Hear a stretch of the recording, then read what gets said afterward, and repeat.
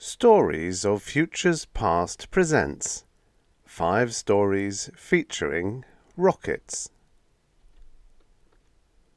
Crash Beam by John Barrett. Forbidden Flight by Chester B. Conant. Patch by William Shedenhelm. Corbow's Theory by Lee Wallot. Let Space Be Your Coffin by S. M. Tenneshaw. Crash Beam by John Barrett, originally published in Planet Stories, Fall 1947. Narrated by Tom Trussel. It happened so fast that for a minute he just stood there, absolutely incapable of taking it in. One instant, the big Earth-Venus rocket freighter was sizzling through the fog to a perfect landing on the field below. Then suddenly she dipped, undershot the field, and vanished in a flash and a thundering explosion that shook the observation tower. In the dreamlike quiet that followed, Dan Kearns heard the faint yells of the landing crew. He saw the big searchlights switch on, cutting wide swaths of light through the boiling fog. Tiny white-coated medics crossed the patches of light, running frantically. Dan sat down in the chair, feeling sick and very tired. Then the door of the tower room opened and Rawlins, the supervisor, stepped in. "All right, Kearns," he said curtly. "You're through. And if anyone asks me about your ability as an electronics engineer, I'll write out the blackest recommendation I can think of." Dan got up slowly. "How many were killed?" "2," Rawlins glared. "2 of my best pilots." Dan's shoulders stiffened. "Listen, Rawlins, I'm just as interested as you in breaking Röhm's monopoly on Earth-Venus rockets." "Get out." "I can't get out. Don't forget you have another rocket due in 20 minutes, a passenger rocket." Rawlins' face went pale. "My God, I'd forgotten." He threw up his hands. "Turn them back," he shrieked. "Send them back to Earth. It's suicide to land on that guide beam." "I can't send them back to Earth," Dan said quietly. "They haven't enough fuel." "Then send them to one of Röhm's fields. It's an admission of complete defeat, but we can't kill 'em." Dan swallowed. "You're forgetting that Röhm uses invisible light for landing, not ultra-short waves. Anyway, do you think Röhm would miss such a chance to crash one of our rockets?" Rawlins sat down with a groan. "Where in thunder did I ever get the idea we could bring in a ship through that magnetic murk on ultra-short waves?" Dan lifted his head. "There's nothing the matter with my guide beam. It brought in the experimental rocket yesterday, and magnetic conditions were even worse." "I see." The smile on Rawlins's lined face was cynical. "In other words, you're trying to pass the buck to Stevens, your control room operator." The door of the observation room swung open, and a wild-eyed mechanic burst in. "Mr. Rawlins, the control room is still locked. Stevens is sitting in front of the table and he won't answer us." Dan tore down the stairs and across the catwalk 2 steps ahead of Rawlins. He hammered on the door. Through the thick glass he could see Stevens hunched over the lighted control table. "Stevens! Stevens!" He turned to Rawlins. "We'll have to cut the lock. Get a torch and get a doctor." It took a minute with a high torch before they crashed into the room. "He's been dead several minutes," the doctor said as he took his hand from Stevens's forehead. "I'm sorry, Kearns," Rawlins said. He looked at the doctor. "Well, I guess that explains everything. He must have lost control just as she was coming in. What was it? Heart attack?" The doctor shook his head. "Some sort of convulsion. Muscles violently contracted. Funny he didn't fall to the floor. Must have affected the whole nervous system. Even the eye pupils are down to pinpoints." He looked around at Rawlins. "I may be sticking my neck out, sir, but offhand, I'd say Stevens was killed." killed. Rawlins blinked at the form in the chair. But that's impossible. The door was locked. The room hasn't been disturbed, and there aren't any holes in the glass. Nothing could get in here except light. Dan walked to the big windows. He examined the ledge and the joints. He came back to the control table and tested the switches. Suddenly, he leaned over Stevens's huddled body and pulled the logbook from under his stiff fingers. "Look at this!" Scrawled across the pad in big jerky letters were the words, "Purple Light B." The pencil had torn through the sheet in a violent final contraction. Rawlins rubbed his chin. "We don't use any purple beams. It doesn't make sense." "Maybe it does," Dan said. He turned to the doctor. "Wasn't there some experiments made by a Dr. Aaron Linden several years ago on the injurious effect of certain kinds of light on the nervous system?" The doctor frowned. "Yes, I think there was, but the experiments were never completed." "That's right. The Foundation refused to up his salary, so he went to work for Röhm." Dan swung around to Rawlins. "It was Linden who helped work out the invisible light landing system that Röhm uses on his Venus rocket ports." "Seems to me you're jumping to some pretty wild conclusions, Kearns," Rawlins said slowly. Dan looked at him. "Suppose Linden has found the exact wavelength of the most potent ray. It would be simple for anyone to climb the framework of one of the buildings and shine that light in here." Rawlins straightened up. "I'll search every tower on the field." "But you haven't time. That passenger rocket will be here in 5 minutes. The supervisor sucked in his breath. "What's your idea?" "I'll sit at the control table myself. You can do the preliminary locating in the observation tower." He ran to the door. "Where's the welder that cut the lock?" The doctor and a medic were carrying out Stevens when he came back a few seconds later. Dan was slipping on the welder's helmet. "Keep everyone away from the control room level," he said to Rawlins, "and you better have the crash trucks and the flame quenchers standing by on the field." Rawlins stared at him. "And what happens to you?" Dan licked his lips. I don't know. I'm going to try something." Rawlins smiled. He reached out his hand. "Good luck, Dan," he said. He clapped him on the shoulder.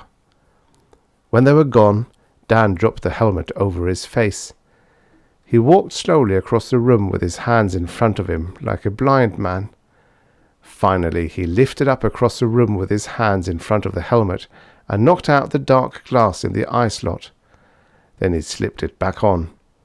From one of the drawers in a small desk beside the control table, he lifted out a small rectangular object and slipped it in his pocket. He seated himself before the control table. The dials on the edge of the table glowed dimly. In the center of the flat top was a large circular graph with white lines that pulsed like a network of capillaries. He looked across the table through the big window. Everything except one nearby tower was hidden in swirling mists. The speaker at his side clicked on. He heard Rawlins's voice. "I picked 'em up, Dan. They're coming in at minimum speed, 70.295 degrees. I didn't mention the freighter." Dan flicked a small switch on the table edge. A straight white line of light shot out across the graph, then swung slowly back and forth through an arc of 10 degrees like a searching feeler. Suddenly it steadied, and an orange bead appeared at its terminus. Dan watched the bead travel down the line across the pulsing capillaries. He reached out and grasped a small lever sticking out of the tabletop. As he pressed the lever to one side, the line moved around the graph like a pointer, carrying the orange bead with it. He watched it till the bead reached the center of the graph, then glanced up through the window. Above the far end of the field, he could discern the dim orange glow of a rocket's keel jets. Suddenly he jerked back his head. A beam of purple light was playing back and forth across the table. It swept over his gloved hands, across his arms and chest, and moved upward toward his face. He jumped up, keeping hold of the lever, and studied the angle of the small beam. The reflection on the dark cloth of his jacket was making him dizzy. He reached into his pocket. From the observation tower, Rawlins watched the rocket sweep toward the field with keel jets blazing. As it reached the strip, it seemed to falter and dip. Rawlins clenched his hands and swore. Then it steadied and slid in to a perfect landing. The intercommunication telaudio flashed on. He saw Dan Kearns's haggard face under the uplifted welder's helmet. "Rawlins, the roof on Tower 3. Check it right away. I think—" Kearns's body abruptly went rigid. He fell across the control room table. Dan Kearns came to on the floor of the control room, with the doctor working over him. "How do you feel?" the doctor asked. "Like I've been sitting in an electric chair." "You'll be all right," the doctor said. "Compared to Stevens, you got a mild dose." Dan looked around him. He saw Rawlins's boots and glanced upward. "Did you check the tower?" "Yep, we found him. Dead. Just like Stevens. He was one of Röhm's men, all right. He had a flashlight. We tried it on one of the Doc's white rats." Rawlins shook his head. "Stevens must have gone through hell." Suddenly he stared down at Dan. "But how?" Dan smiled. He lifted up his gloved hand. In it was a small rectangular signalling mirror. "I reflected it right back at him." The end. Subscribe for your daily stories of futures past. And now for the next story. Forbidden Flight by Chester B. Conant. Originally published in Future combined with Science Fiction, October 1941. Narrated by Tom Trussel. But for the internal sounds of the ship hurtling through space, the silence was complete. It was not long since they had left Earth on their perilously romantic expedition. In the enforced inactivity aboard ship, the half-dozen members of the crew were reliving the events of the past few months, particularly that final meeting of the Junior Rocketeers, an organization of younger space pilots, most of them still in their 20s. The society had been organized late in the 21st century by the Board of Inter-Universal Transportation, Youth Commission, to interest the space-conscious youth of the world in the furthering of scientific expeditions to planets yet unexplored to extend the knowledge of man. Into this organization had poured young men and women from all walks of life interested in making their hobby of rocketing important as an aid to scientific advancement. Its success was attested by the fact that the Tellurian Army of Maintenance consistently recruited officers from its membership to be trained as assistant commanders of its extraplanetary forces. "I am here, friends, to plead the cause of sanity," Dr. Henry Neist began. Hurt eyes stared at the speaker with disappointment and astonishment. The doctor paused. For a moment he had the feeling that they hadn't heard, so stunning was the silence. The members of the Junior Rocketeers were thinking, trying to understand, since Dr. Neist was their last hope of official sanction. This same Dr. Neist had been their greatest supporter before and during their many previous expeditions, had helped them, lending his time and patience, even when all others had forsaken them. He had stood as a bulwark for them against the sneering disapproval of the world, the only member of the Board of Intra-Universal Transportation who had aided them, fighting with them and for them to the last. Now he was standing there on the platform with the others, against them. Small wonder it was difficult for them to follow his words, to comprehend his meaning. He fully realized their disappointment, and it was only painfully that he continued. In the past I have worked with you side by side against a world of doubters and scoffers. He was reading their thoughts. But I cannot support you in this endeavour. I wish I could. Dr. Neist paused resignedly. I am not thinking of myself, friends, believe me. The thought of exile to the barren Anos does not frighten me as it hasn't in the past. 12 of your associates have disappeared, perished, in flights of exploration to Uranus. Yes, surely perished, for if they were alive, we should most certainly have heard from them. We are no longer living in the experimental era of the 21st century. Space travel is an accomplished fact. We have almost completely conquered space, but for a few unexplored outlying planets, we should have complete knowledge of what was once a great mysterious universe. With such knowledge, friends, with interuniversal communications perfected, can you still believe that 12 young people could become so lost in space that it were impossible for them to phone us? Think! They had 2 complete auxiliary sets of uniphones with which they could contact any planet in our universe. The sets were in perfect condition, had been checked and rechecked. Could there have been an accident so inconceivable as to have ruined their phones and left their ship damaged beyond repair? The aluminium hulls must have been crushed, destroyed, before their instruments could even be touched. The 2 previous expeditions to Uranus have failed horribly, as never before in this century of enlightenment and research. The 2nd expedition should never have been allowed, yet you ask for a 3rd. It's sheer suicide, friends, sheer suicide. Don't you see that? I cannot give you my sanction. The last with a definite finality, almost fatalistic in tone. The lines in Dr. Neist's face deepened. He looked like a tired old man as he sank into his seat. He felt their disappointment keenly, perhaps as much as they did themselves. But the junior Rocketeers did not realize this at the time. Neist's decision meant the abandonment of the expedition of months of planning, during which they had hardly slept, working night and day to bring their venture to a successful conclusion. Disconsolately, they trooped out of the hall, hardly speaking. One boy, Reggie Bowen, much younger than his fellows, who had joined the organization hardly a month previously, wiped tears from his eyes as he walked. He expressed the feelings of his dry-eyed but as fully affected seniors.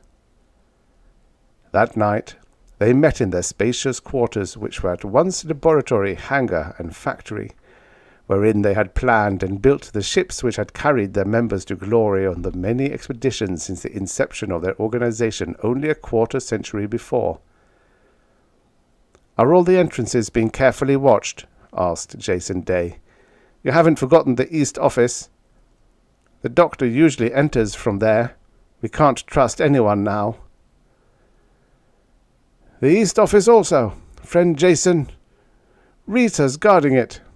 Jason Day was local president of the society. Without turning his long dark face, he assented. "Good. We must work fast now, and with all possible caution. The quest has been checked 100 times. Almost everything is ready. I assume you've all had your quota for the evening meal. Dinner is the last meal you'll get on Earth. We'll breakfast on the ship." Little more than an hour later, the great roar of the starter rocket tubes announced the beginning of the outlawed excursion. Having succeeded in catapulting their burden into space, the incipient rockets now settled down, smouldering to rest. A thick black smoke hid them from view. "Starter rockets cleared, friend Jason," announced young Bowen. No tears now. The lad's face was beaming with a mixture of happiness and perspiration as he awaited further instructions. Jason threw the switch that started the ship's rocket engines almost before the boy's words were finished. Blanche Holme, the pretty co-pilot, bustled about getting things in readiness for the long-forbidden journey. Humming happily, she set gears and levers in preparation for her turn at the controls. Rita Bolter, the only other girl aboard ship, was unpacking and repacking tools and gear, while others were similarly occupied in the after compartments of the Quest. In his observatory, where he had paced the floor ceaselessly all night, Dr. Neist watched with deep emotion as the Rocketeers sped into the infinite. Painted along the ship's side in ragged blue he had read, "Uranus or bust." He smiled sadly at the youthful exuberance. The young fools. He knew they'd do it. Those old fossils on the board must have been mad to think they were going to give up the idea after these exhaustive weeks of careful planning. He wished they had. Jason Day was his favorite protege, brilliant, ambitious. They were all a lot of fine kids. He shrugged his shoulders wearily. A gleaming bronze bullet sped smoothly through space, seeming to nose into the very stars. Inside the bullet, Jason was getting ready to take his turn at the controls. He found Blanche weary yet cheerful, looking forward to a rest in their sleeping quarters. "Look at the indicator, Blanche!" he cried. The needle was quivering madly. "We're nearing it!" "I know," she replied. "I've been watching it all night. It's been motionless until now. We must just have entered the range of its magnetic field." "I'll take over," Jason said excitedly. "You'd better get some sleep." "I can't sleep now. Let me have a stimulet, will you? I've used all mine." "Sure. Here." He handed her a capsule. "Blanche?" "Yes?" "I'm thinking it wasn't far from here." "Yes, Jay, I know. We'll find out soon enough." "Perhaps too soon. Blanche, you know how I feel about you." "Of course." "Maybe we should have married before we left." "Why so pessimistic, darling? This isn't like you." "I don't know." He forced a laugh. "Maybe it's the atmosphere." It was at that moment, peering through the obso-glass in front of him, that he saw it. "Blanche, look at that!" In front of them, and a few short miles above them, stretched a high fuzzy blanket of haze. Beyond it, the torn and twisted remains of the ships of the two previous expeditions, a gruesome chaos of almost unrecognizable wreckage. All this could be seen but dimly through the yellow film. A moment more, and they would pierce the blanket. A feeling of impending doom seized them. Horror-stricken, they huddled together, their instruments and dials now forgotten. The indicator which warned them of their approach had long since burst into fragments, the magnetic pull on the great needle too much even for the duraglass shield to withstand. The Quest pierced the yellow haze. There was a terrific explosion. Great forces, like unseen hands, tore at the ship, rending the strongest aluminum hull to fragments as though it were an eggshell. When the last fragments had come to rest, there was nothing to be seen of the former occupants but a few crimson splotches here and there, scattered about the wreckage. Only one huge aluminum plate, which had been thrown clear of the ship at the beginning of the explosion, remained recognizable. Still legible on one side of the bronze-hued plate were two words: "Or bust." The end. Subscribe for your daily stories of futures past. And now, for the next story. Patch by William Shedenhelm. Originally published in Planet Stories, Fall, 1950. Narrated by Tom Trussel. The wall speaker in the control tower was crackling softly with space static when the voice first cut in. "Lorelei calling Venusport for landing. Over." Even across 10,000 miles of space, the sharp New England twang clearly showed the origin of its owner. Joe flicked the transmitting stud and winked at the radar man. "Venusport to Lorelei? Come on in, you old space pirate. Use ramp 4. Out." He glanced at the green spot on the radar sweep screen that was the Lorelei, entered a set of figures in the tower log, then leaned back in the chair in front of the control panels and lit a cigarette. "That Pop," he said, nodding vaguely at the radar screen and the logbook, "must be damn near 200 years old, and he's still the best pilot in the system. Used to have the all-planetary run back when it was really something.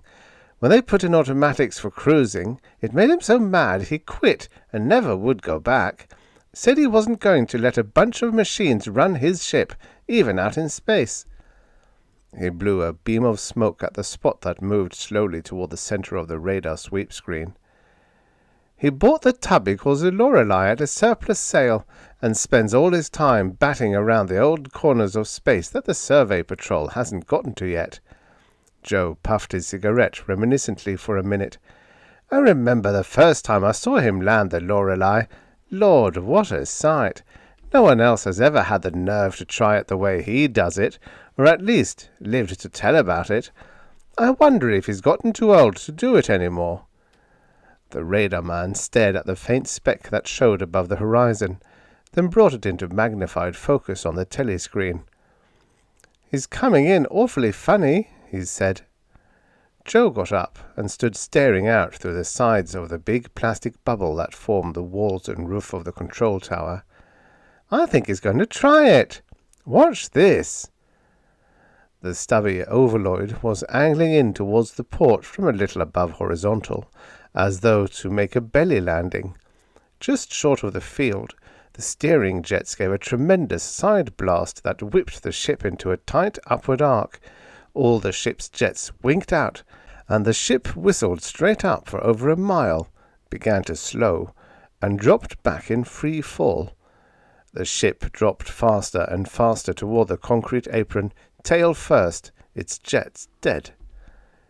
200 feet above the ramp, Pop Gillette hit the bank of firing buttons and hit it hard. The heavy ship shuddered to a stop 5 feet above the ramp, cracking the concrete with the fury of its rear jets, spinning like an enormous pinwheel, its rotator jets gushing fire in 100-yard sweeps. Joe wiped the sweat from his forehead and dropped into his chair. "Brother! Some day his tubes are going to misfire when he tries that, and the Lorelei is going to be spread from here to Marsport." The radar man did not answer immediately. He was still standing at the dome, his mouth slightly agape, staring at the stubby ship that now lay silent in ramp 4. He pulled himself together, closed his mouth with a click, and moved back to the sweep screen. "Who the hell is that guy?" "You've heard of Pop Gillette. Everybody in space has. Anytime you want to tell a whopper about space, all you have to say is, 'I remember one time when Pop Gillette and me was out around so-and-so.' And whatever nutty place you name, he's probably really been there, and whatever nutty thing you can think of to happen, it probably really did happen to him." The radar man nodded in recognition, and Joe went on. "Like the time he got mad at the people at White Sands Port. One night he goosed an asteroid down right in the middle of their main landing strips. The damn thing was 1/4 of a mile long and almost as high. How he got it down through the atmosphere, nobody knows, but he did. And he landed it so gently that nobody knew anything about it until they looked out their windows the next morning. They finally got the patrol on him and told him the asteroid was legally his, so he had to think of a way to get rid of it. He did. Turned out to be laced with uranium, so he rented the whole darned field for a month, cut the thing up and carted it away. Sold it for a fortune." The outer door of the Overlord ship was now open, and as one of the port's zeeps rolled alongside, a man, miniature in the distance, slid down the ship's side ladder and climbed aboard. Joe swung the directional PA at the zeep. "Hey, Pop, come on up." The little figure waved, and the zeep headed for the control tower. As it drew nearer, they could begin to see Pop Gillette more clearly. He was a thin little man, deeply space-tanned. He could have been any place from 50 to 350. He rode sitting on the rear edge of the speeding Zip, balanced precariously, calmly puffing a Venusian cigarette. He came through the outer control rooms like a Martian whirlwind, spraying greetings and minor presents in all directions. "Hi there, Tom. Saw your uncle out near Ganymede, living with a phobian Batwoman." "Hi there. Here's that Gulu bird's tail feather you asked for 5 or 6 years ago." It had been near 20 years ago, when the recipient was 4 years old. "Hello, honey. You know that Neptunian rock egg you wanted? Got a couple in my ship as big as your head. Come up to the hotel for supper tonight, and I'll give them to you." He winked roguishly at Honey and whirled into the control room. "Hi, Joe, you landlocked lard bottom. What have you been doing?" And before Joe could start to answer, he went on, "Had an unusual thing happen to me out on Pluto. I was out prospecting for liquid hydrogen wells when I sprung a leak in my oxygen tank. I got it fixed, but most of my oxy had leaked out. Had enough for 15, maybe 20 minutes, and the ship was 2 hours away. Thought I'd never make it. Finally started back with a load of icicles under my arm. Every few minutes I'd stop, break off a piece, and drop it into my tank. Turned out to be pure oxygen, frozen stiff." When Joe had regained his composure, he tossed a wink at the radar man, who was again standing with his mouth ajar. "Say, Pop," Joe said with careful casualness, "All Planetary's Mercury-Venus liner is coming in about 044. Pop choked on a lungful of cigarette smoke, and turning crimson through his space-tan, glared at Joe. "You better clear out of this tower, son. When that bunch of gears comes in, it's apt to take this whole side off the planet." Joe kept his face serious. "I hear this is one of the new models," he said. "They only use the pilot for landings. Takeoffs and cruising are all automatic." Pop Gillette tossed his cigarette into the disposal in disgust. "I wouldn't put it past that bunch of pants brains to just point the thing and light a fuse. Those young punks they have for pilots couldn't belly on the moon." "But, Pop," Joe said, "you're too old to work a liner, even if they did go back to manuals." Pop Gillette flashed red and purple and glared at Joe. "Too old? Do you know what I hit when I brought the Lorelei in just now? 14 damn G's.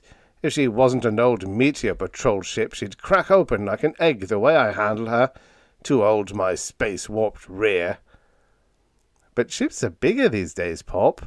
When you were shoving them, they couldn't have weighed over 500,000 tons. The one that's due this afternoon tops 2 million. That's a lot of ship." Pop Gillette shook his head derisively at such ignorance, which was, after all, to be expected from a ground crew man. "They're all the same, once you have the feel of it." He rippled his fingers as though working a bank of firing keys. "It works any place. I run the Lorelei just like I used to run my liners. I can cut it a bit finer than I could a big ship, but elsewise it doesn't make any difference how big they come. I could stand that liner on her butt and write my name clean across that field." He jerked his head at the 4-mile-wide Venusport and glared at Joe and the radar man. "And cross the T's and dot the I's." It was an hour later, while they were sitting around drinking Venusian wine, that the call came through. You always expect a distress call to be weak and difficult to understand, but this one wasn't. It was as clear as though the transmitter were in the next room. "Mayday, mayday, mayday, all Planetary Liner 12 calling Venusport, over." At the first sound of the universal distress call, Joe and the radar man went into action.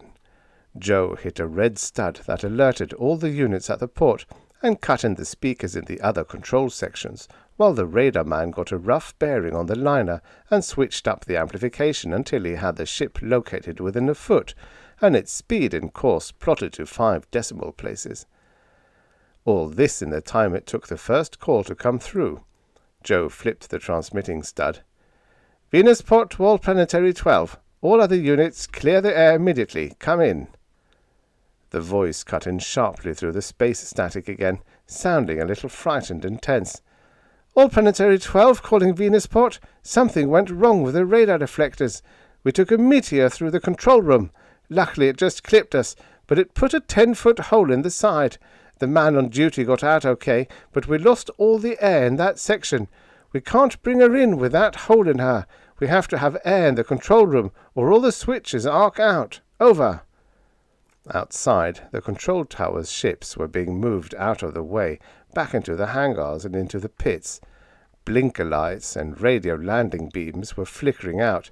"Stay clear," warnings to all ships in that segment of space. Joe flipped the stud again. "Is the hole too big for a plastic patch?" Over. "It's a good 10 feet across. We haven't got any patches that big, and even if we did have, they wouldn't do any good. Once we pump the air back in, the pressure would boot the patch out into space. The only thing that will work is a welding job. Over." Joe shook his head glumly and flipped the stud. "We've got enough monoloi here to fix it, but we haven't got a portable welding outfit that could handle the job. Down here we could have it fixed in half an hour. Over." There was a pause before the voice came back. "That's a lot of help. Over." Pop Gillette tugged at Joe's sleeve. Joe started to shake him loose, but stopped when he felt the old man's grip tighten on his arm like a space grapple. "Let me have that thing," he said. He took the mic from Joe and flipped the stud. "Hey there, what's your cargo?" The speaker was silent for a moment, other than for the faint crackle of the space static. Then the voice cut in again, a little more resigned than before, as it rattled off the list of cargo. "Let's see, we've got 20 tons of unrefined uranium from Titan, 50,000 gallons of mercury from Gani, and 20 tons of canned Wukla meat from Jupe. At least we can live on Wukla meat on our way to Alpha Centauri." He laughed nervously. "Boy, is All Planetary going to be mad at $100 a can. Over." Pop Gillette scratched his chin reflectively. Finally he shook his head in disgust. "I could have told that bunch of fat-headed clodlubbers they couldn't trust a bunch of machinery. If they'd have had a pilot watching the screens instead of some half-baked crewman, this wouldn't have happened. Easiest thing in the world to blast around a meteor, but try to tell that to that bunch." He spat in disgust. "I swore I'd never lift a hand for All Planetary again as long as I lived, but now I guess I'll have to go up and fix that damned liner. First vacation I've had in 5 years, and I have to play nursemaid to a bunch of half-wits." He glared at Joe. "Well, are you coming or aren't you?" Joe looked at him blankly. Pop Gillette shook his head sadly at the mental level of Venusport's personnel. "Somebody's got to bring the Lorelei back down, don't they? Lord, the people they put in responsible positions these days. Come on, get the cadmium out." And he was halfway down the stairs before Joe was on his feet. "And bring a roll of Scotch tape," he shouted back. What happened after that is pretty well a matter of the records. Every telecast carried the report for days. Pop Gillette got aboard the liner by bringing the Lorelei alongside. Then, with Joe holding her steady as she went, Pop jumped across the 20 feet of open space, Scotch tape in his spacesuit pocket, to the liner's open port. Then he brought the liner down for a tail landing, as pretty as you please. It was 10 minutes later that Pop Gillette and Joe sat drinking the Venusian wine again, watching the ground crews welding a new plate on the liner a mile away across the port. "But how did you do it?" Joe asked. "And why the Scotch tape?" Pop Gillette deftly poured a tumbler of wine down his throat and reached for the bottle. "Simplest thing in the world. I used the tape to stick a couple of bedsheets over the hole, inside and out." Joe stared at him in puzzlement. "Bedsheets? What for?" Pop Gillette cast his eyes heavenwards as for deliverance. "I'm sure glad I don't run a liner any more. I might get somebody like you for a co-pilot. I had to have a mould, didn't I? You heard the pilot say the patch had to be metal to stand the pressure. 15 pounds to the inch over a 10-foot patch is a lot of pressure. Well, After I had the sheets over the hole, I turned it towards the sun, filled the mould, and turned it around away from the sun. The temperature drop in space did the rest." Joe put his hand to his brow and glanced at his wine-glass suspiciously. "I vaguely get what you're talking about, but just what did you make the patch out of?" Pop Gillette chuckled wryly. "The mercury, of course. Froze hard as steel when I turned her away from the sun. Perfect fit, too." The end. Subscribe for your daily stories of futures past.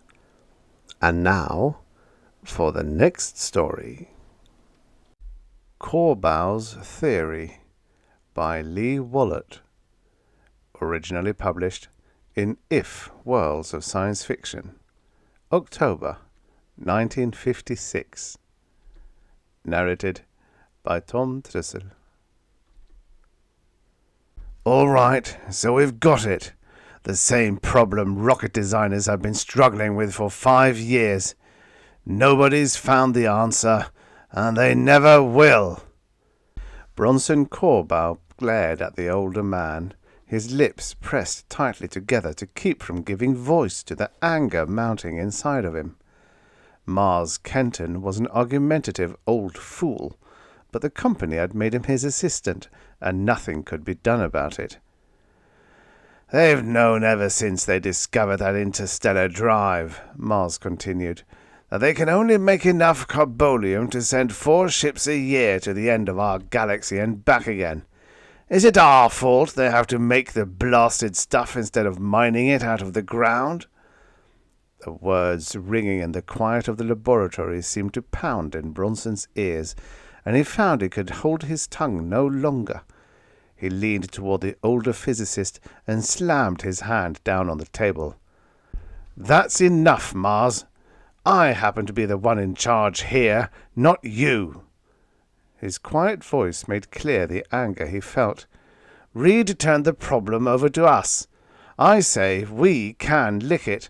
Just because my chief assistant is still thinking in terms of ancient history, it's no reason to send back a report from this laboratory saying we can't handle the problem." He ran a trembling hand through his close-cropped hair and swore at himself when he saw Mars notice the trembling. Why did he have to start shaking every time he got mad? The person he was mad at invariably took the shaking to be fear, and he could always be forced to drive his point home all the harder in order to get the respect he demanded. Mars Kenton sneered. "Mind telling me just how you are going to eliminate interstellar drive from our rocket ships? Or have you cooked up another of your bright ideas to try out at the company's expense?" "I'm fed up with you, Mars." All control of his temper was gone now, and the younger man gave full vent to his anger. His powerful body fairly bristled in his rage, and in spite of himself Mars was forced to cringe beneath the assailing roars that followed. "You may be 20 years older than I am. You may have been one of the pioneers in space travel. You may still be a good man if you could forget that the whole world didn't plot that accident that left you with a bad leg. But you're still taking orders from me. We have some good men in this department, and you can either keep your mouth shut and work with us, or you can get out. Interstellar drive isn't the only solution to space travel, and the answer to the problem is going to come from this laboratory. Now take your choice." Mars glared at Bronson and seethed inwardly, but swung back to his work table. His right leg twitched convulsively, forcing him into a stumbling limp, and he silently cursed the fate that had brought him to such a lowly existence. Him, Jock Kenton, member of the first expedition to land on Mars and successfully return to Earth. And what was he now? Just a second-rate design consultant working in a laboratory on the moon. His water-blue eyes clouded in his flood of self-pity. How beautiful it had been out there! All blackness, all majesty, the throbbing power of the rockets, the thrill of unknown adventures in the void. His rickety old heart beat faster with remembering. The scorching desolateness of Mars was something he would never forget. Even now he could see the miles of heat-drenched land, the thick red powder that covered the planet's crust, the stretching reaches of nothing but a barren, dead world. And then the accident. Sure, it was just an accident. How could he know that the port lid was going to break its magnetic field and slam down upon him? It had, though, and he had returned an honoured man, praised for his self-sacrificing adventure, then pitied because he would spend the rest of his life a crippled man. He twisted his thin blue-veined hands together, those hands that had piloted a glittering rocket through space, those hands that had sifted through the sands of an alien world, those hands that now were white and fragile, working over drawings and plans for other ships. Gone were the dreams, and with their going came the bitterness. He felt his anger melting in his own self-pity, decided not to brush away the tears that gathered in his eyes, and turned to his board, staring at it through blurred vision. "Bong, end of round 5. Just wait around a minute, folks. Next round coming up." Vern Webber peered cautiously around the door, as if expecting something to fly at him, then jumped into the room. His youthful face broke into a broad grin as he bowed before the chief designer. "Oh, great and noble Mr. Bronson Corbow, is it safe for your lowly servant to approach these hallowed halls in answer to your summons? Mine is not to reason why, but I'd still like to leave here with my head on my shoulders." Bronson found himself smiling at his young assistant. Vern, although he was 24, had the spirit and air of a teenager, and usually succeeded in keeping the lab in a state of high humour. The tenseness of the argument with Mars dispelled itself, and Bronson relaxed. "Get word to the men that we are having a special meeting this afternoon in the conference room. We're going to blow the lid right off the present concepts of space travel, and really give those people out there something that will make their eyes bulge. I'll tell you more about it this afternoon." "Aye, aye, sir." Vern clicked his heels, gave an exaggerated salute, and was gone. Bronson glanced in returning annoyance at the snort of disgust that issued from Mars's corner. That old fool and his rockets, he thought, were things of the past. There was only the future now. New ideas, new methods, new successes. Why couldn't Mars see that? And yet, Bronson himself felt a tiny pulsing of doubt. He cursed himself for that tinge of self-distrust, but could do nothing about it. He was brilliant. He was a master of design, and he knew spaceflight as well as he knew the shape, workings, and complexities of the pencil he twirled in his hand. But what if he wasn't right? What if his new theory was a flop, and with it a waste of money, time, and human lives? He tore himself from his dismal thoughts with a savage determination and strode into his office. That damned Mars was just getting under his skin, that's all. Listen to him long enough, and he'll have you thinking we should all have stayed back in the horse and buggy days. No problems of spaceflight then. No old beliefs, ancient ideas, stagnant prejudices to worry about then. Not as far as travelling to the stars was concerned, anyway.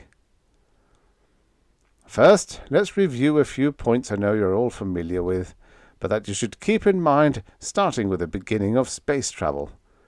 Bronson ran his hand through his hair and looked over the eagerly expectant faces of his staff, considering carefully the points he had to make. First, there were the deuterium-driven rockets, fine ships that opened up the realm of travel in outer space. His voice was firm, stringent with his inner excitement, his faith in his idea. In fact, it was just such a ship as this that Jock Kenton, Mars to you folks, was on when they made their first landing on Mars. These ships had their good points and still are excellent over short distances, but certainly are of no use for intergalactic flight. They are much too slow, requiring more than a lifetime to make the trip there and back. Then came the interstellar drive, the method we are now using. This drive, utilizing carbolium, which we have to manufacture, makes full use of space as a medium of travel. There's only one catch. We can make only a certain amount of carbolium, and the costs of making it are astronomical. However, no matter what the expense, the supply is limited.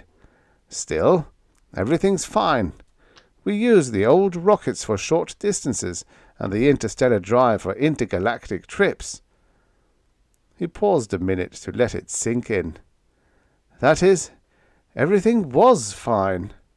As you know, we have found another planet, remarkably similar to Earth in the East-Rex galaxy, and have succeeded in setting up a colony there. This presents problems. For one, since we can send only 4 ships a year to Neva, this new planet, our colonizing is going to be slowed down to a crawl. Also, we will have a mighty hard time trying to get supplies and everything else that a new colony needs to Neva within a reasonable length of time. In other words, what we need is a ship that will be cheap to run, fast enough to get there and get back again, and also safe enough to carry passengers and cargo, even in small amounts. You've heard of this problem before. I know you've tried independently to work it out and have not had much luck. I think we might have an answer now. How many of you have shot a rifle or are familiar with a gun? The expectant faces had gone blank. What was he leading up to anyhow? Still, a large number of hands cautiously worked their way into the air. All right, all you have to do right now is forget about spaceships and concentrate on a rifle and a bullet. There was beginning to be the muttering and stirring of a confused group of people. Bronson's muscular hands gripped the table eagerly. They were confused, but they were also interested. You are familiar with the fields and grooves of a gun barrel, he continued, and you know they are there to give the bullet a spin when it is fired. Now, what happens to a bullet when it is fired from a smooth barrel with no grooves? It is inaccurate, wobbles, has less power, and eventually turns end over end. Now, take the grooved rifle barrel. The bullet is given a spin. It has many times the velocity of the other. It has a straight line accuracy due to the spiral motion. Keep these last 2 points in mind, and providing the rifle is aimed right in the first place, it will hit the target. The group was being split up into 2 factions, those who leaned forward expectantly once more, and those who shook their heads in bafflement. Now, let's go back again to the old rockets, and also our present ones. They all use the same principle to get off the ground. Blast off with rockets. But let's add a second type of blasting off area, also using rockets, but one that looks like a monstrous rifle barrel, complete to the fields and grooves. We have a launching apparatus that is like a grooved rifle compared to a smooth-barreled one. The smooth barrel that we now use, the rockets taking off straight, gives good acceleration, but not enough top speed. Our old rockets had that fault and never could get good velocity even when in flight. Our new ones take over with the interstellar drive, but we want to eliminate this last method. The spiral takeoff, though, would give much greater velocity right from the start, would enable the ship to hit outer space with a greater speed than it could attain using the other methods, and it would continue on in space at a much faster rate. The lack of friction would keep it from slowing down, and if we could hit the speed we want before entering outer space, the ship could go right on at that same rate in space. There wouldn't even be need for rocket power while in actual galactic flight.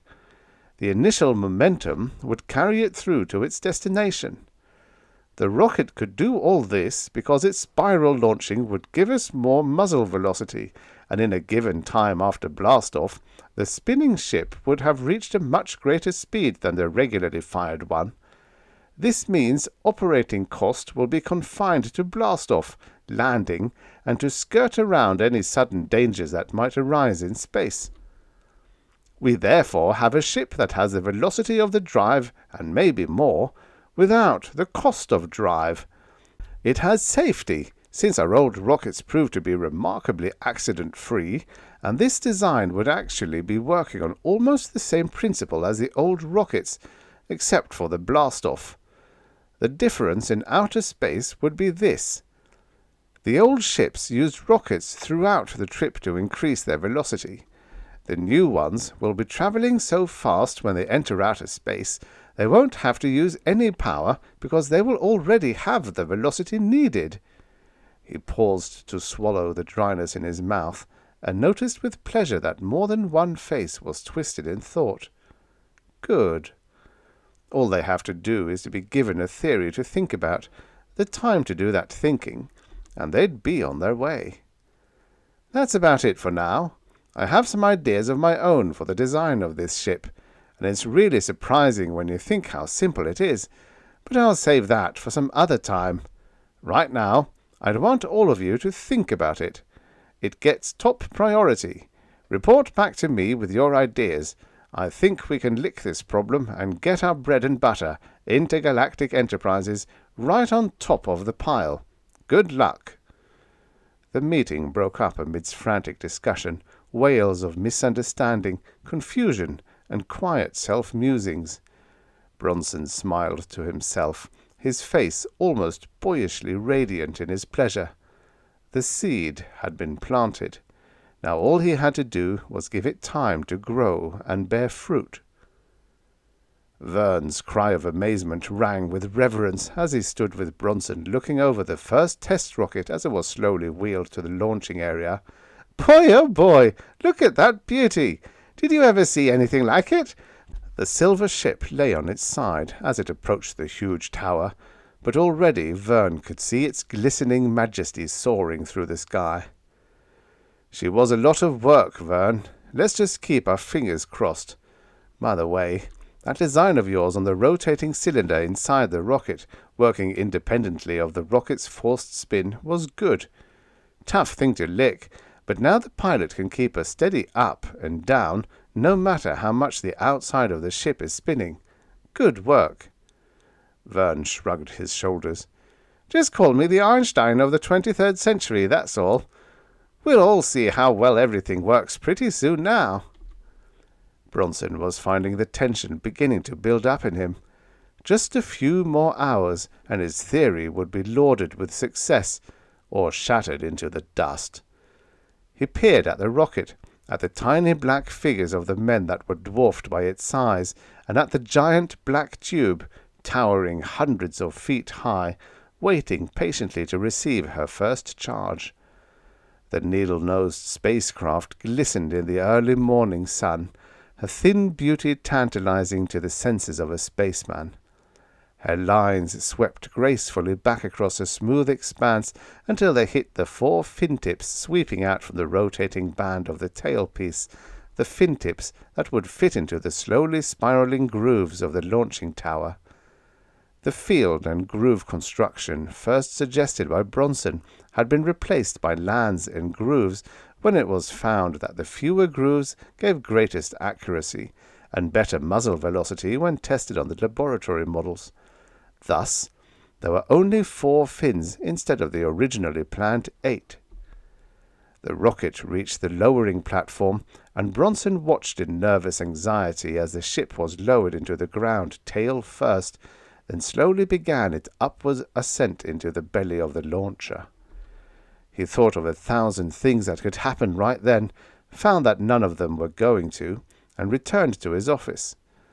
The rocket was safely nestled in the launcher's belly, patiently waiting for the human crew to arrive and give it life. When they gathered about the launching field that afternoon, Bronson found himself sweating in both the heat of the day and the torrid intensity of Mars's insistence that the whole thing was going to be one big flop.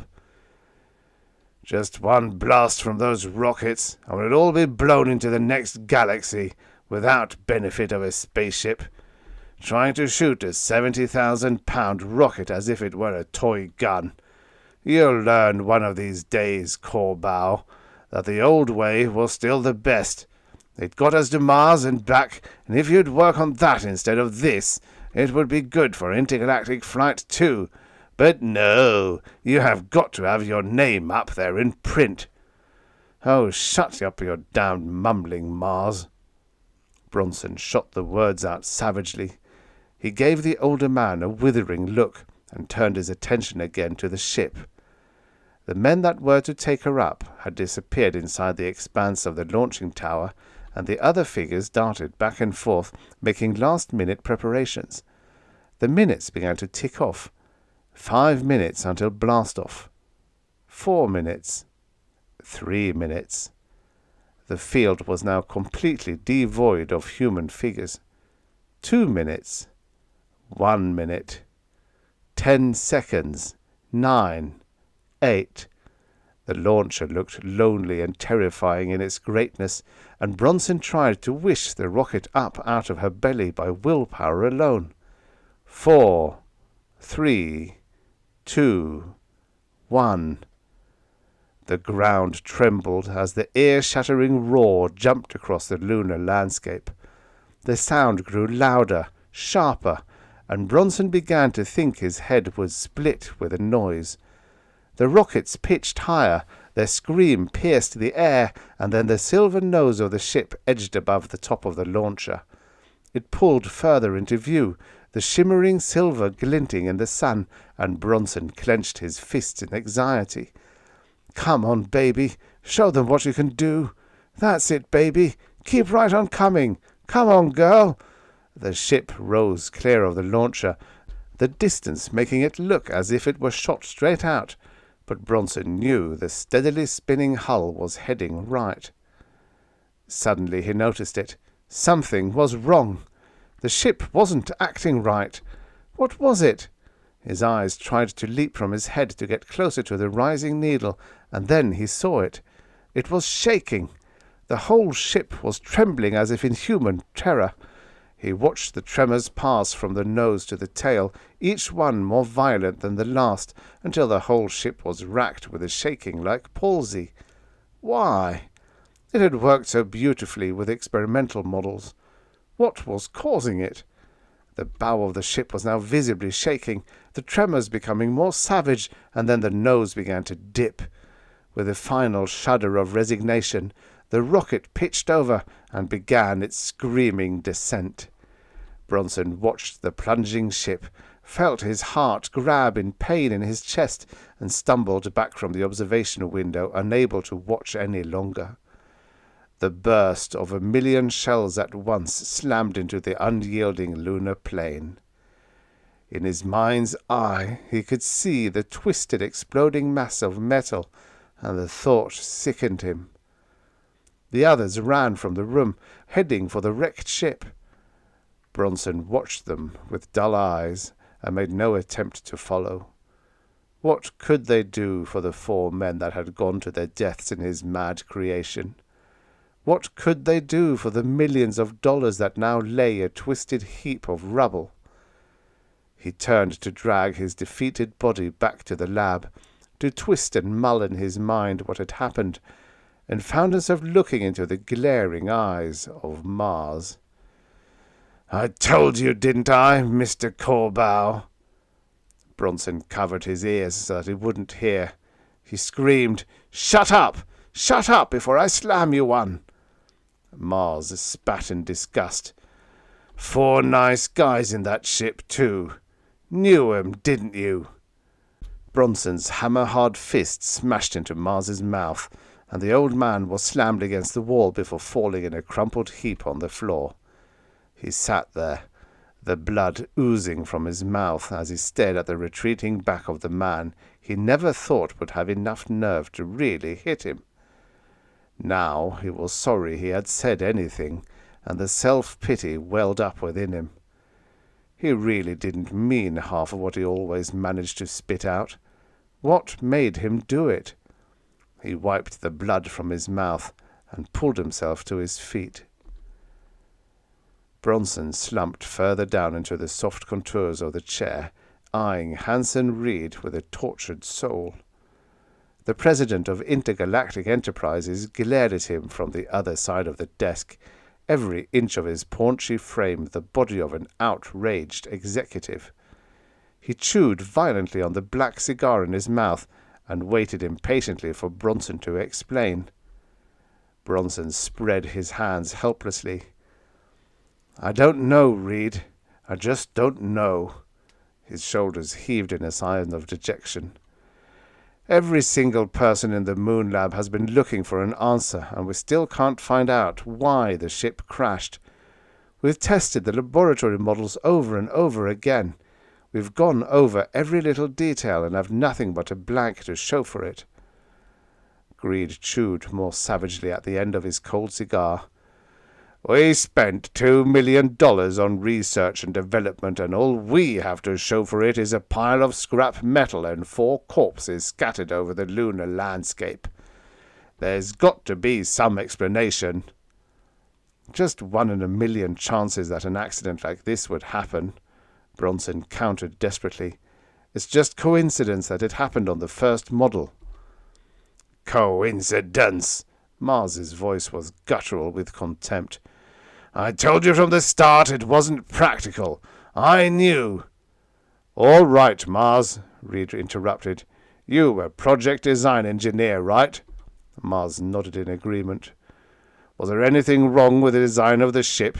Any reason why it probably wouldn't have worked from a design standpoint?" "No," he answered reluctantly. "Not that I could see. I just knew from the start it wasn't going to work. I told Bronson that lots of times, but he just isn't the type to take advice." Bronson roared and leaped to his feet. "You old fool!" he bellowed. "Technically, theoretically, and mechanically, there wasn't one indication that it wasn't going to be a completely successful launching procedure. You know that as well as anyone. Ask the men around you. They handled the final application, the mechanics, the construction, the blast-off. Ask any one of them. Every single one of them will tell you the same thing. There was no reason why the ship should have crashed. Every item had been checked, double-checked, and rechecked again. The instruments indicated everything was functioning perfectly at blast-off. If you didn't have such a twisted, inverted opinion of everything—" Mars leaned forward, his body now trembling. "Don't you go calling me names, you swell-headed pup!" Reed pounded his desk violently. "Mars! Bronson!" he shouted impatiently. "This is hardly the time for name-calling and airing personal gripes. We're here to find a good reason for spending more money on this project. We're not children in a schoolyard, arguing over a piece of candy, although that's exactly what it's beginning to sound like. Frankly, I'm of the opinion that with so much internal fighting going on, nothing could possibly come of spending more. It would be a waste of both finances and time." Bronson slowly sat down again, his trembling hands clenched into tight fists. "That's one item you don't have to worry about," he growled. "Kenton is completely finished as far as I'm concerned. He's out. Fired." Mars's face fell in shocked surprise. Reed tore the cigar from his mouth and glared at Bronson. "No one is being fired, Bronson. You've been a good leader, in my opinion, as well as a friend, but I do the firing around here." Bronson glowered and reddened under the unexpected rebuttal, but said nothing. "You are young yet," Reed continued. "You've got brains, imagination, leadership, and ability. Wouldn't be where you are if you didn't. There's just one thing lacking, and Mars is the one that has it. Experience. And with that experience goes well-used caution. You've got the go-ahead, but he has the wisdom, temperance, and drive. That's Mars in you. You've got each other. Why don't you just learn how to work with and use each other?" Bronson remained in baleful silence. Mars glared at the younger man and sneered contemptuously. "That young pup never will know what the word caution means. He's so eager to get his name up." Bronson rose to his feet, his grey eyes flashing in hate. Reed slammed his cigar into the ashtray and threw up his hands. "That's it. It's the last straw. I'm through playing referee for two snarling dogs. The project is closed, finished. If and when somebody can come up with a decent reason why it should be opened again, we'll consider it then. Until that time, consider the project non-existent and return to your regular jobs, and cut out the bickering and fighting, or you are both fired." He pulled out a fresh cigar, bit into it in disgust, and dismissed the meeting by returning to the papers on his desk. Bronson felt the anger boiling over within him, and suppressed the desire to hand in his resignation on the spot. He looked for Mars, and saw his thin frame out the door. He wearily passed a hand over his eyes and left the room. Mars scowled in annoyance at Vern's whistling, and silently wished the young assistant would get out of the room and let him brood in peace. He chewed the end of his pencil methodically and savagely, his features blushing pink with anger as he remembered the tirade of words exchanged with Bronson a week ago.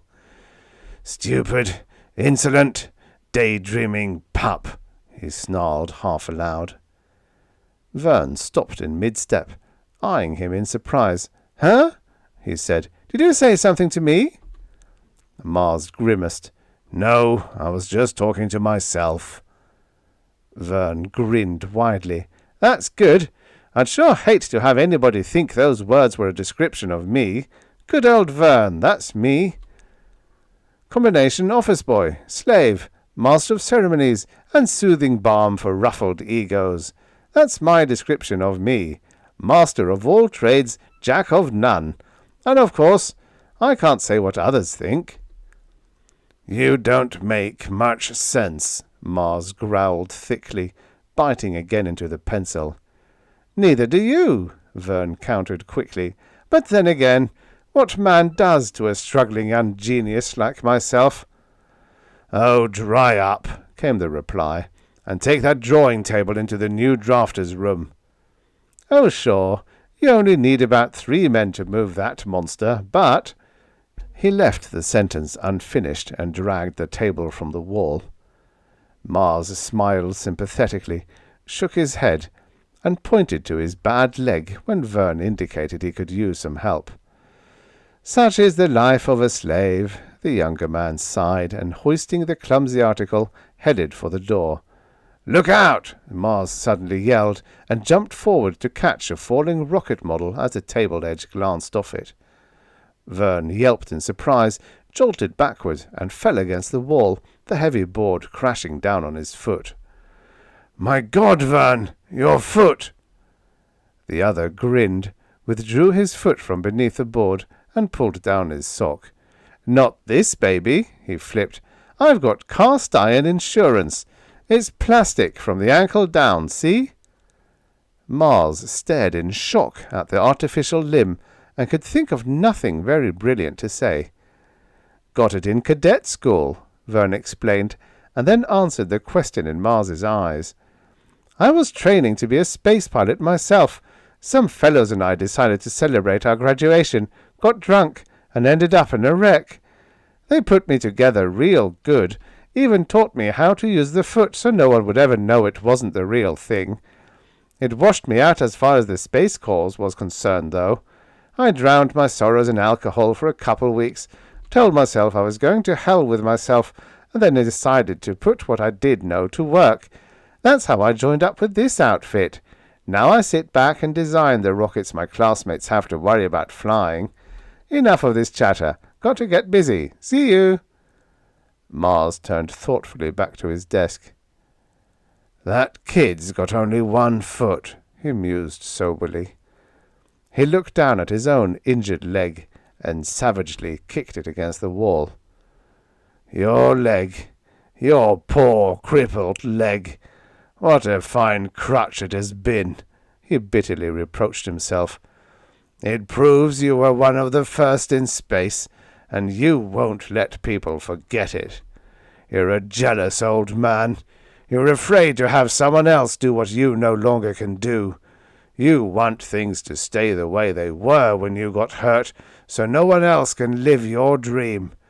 If time stood still, there would be no trips to new planets, no new discoveries, and Mars Kenton would still be the hero of his dream. He tried to revolt, to denounce the self-accusations. "What about Bronson Corbow?" he asked. "Does that explain why I fought him so hard?" His slowly growing conscience laughed at him. "But it does. Bronson ignores your crutch, your proof that the old way worked the best. He's concerned with the future you never want to come." He buried his grey-thatched head in his hands and felt the weariness in his bones. His thoughts returned to the unsuccessful launching. "But it was a crazy idea," he argued weakly. "It would never have worked anyway." It was a poor defense, one that faltered and failed when he finally admitted the truth. He was a jealous, bitter man, fighting anonymity. Once more he found himself mulling over the rocket launching, probing for support to his initial decision that it wouldn't work, searching for some point to substantiate his claim. But was he really right in that decision? Had he let his hate-ridden heart rule his reasoning mind? He waded back to the beginning of Bronson's theory. Bullets. The test models were the bullets. Shells. The huge rocket itself was a shell compared to the bullets. Shells have an ogive, burle, rotating band, but bullets are different. How? He stopped.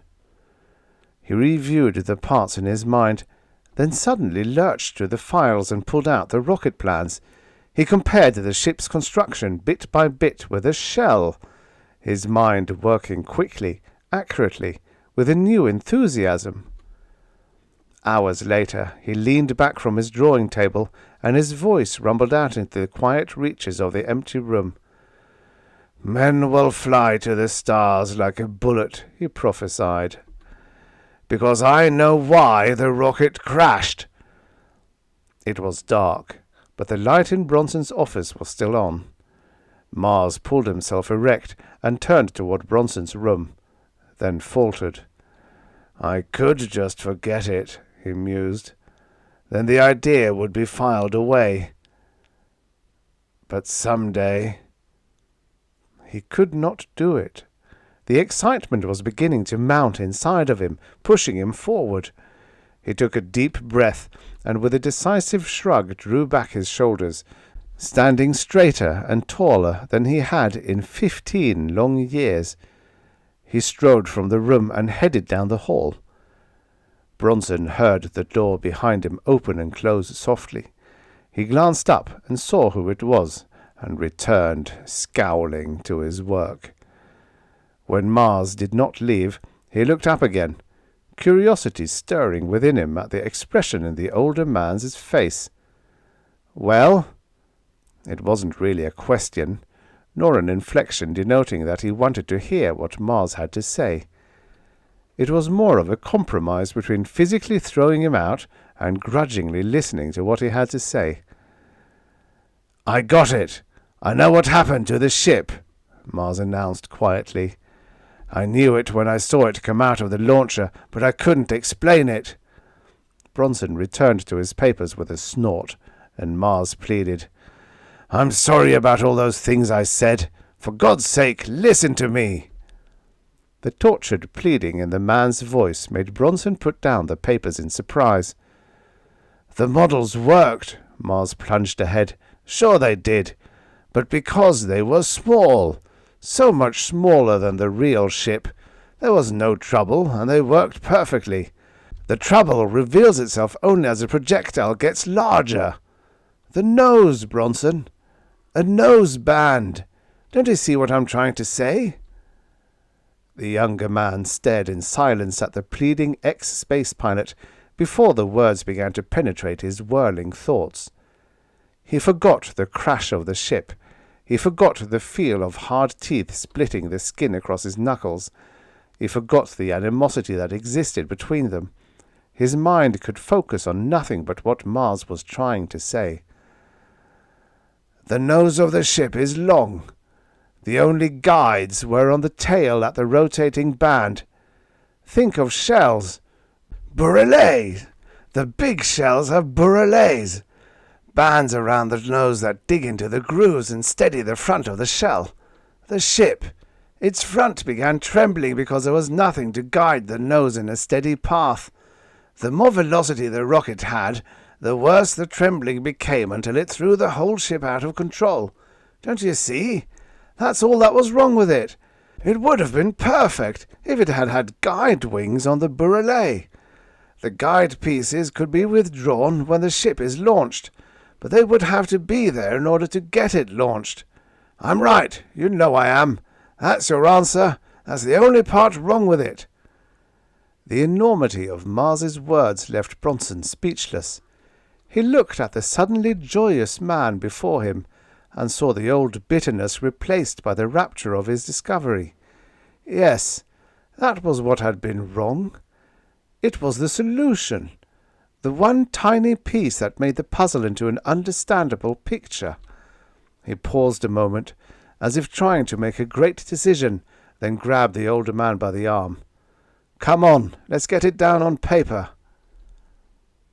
The rocket lay huddled in the belly of the launching tower, her needle-like body quiet, waiting, her control panels flashing signals and instructions to her masters, her circuits buzzing with the tenseness of the seconds before blast-off.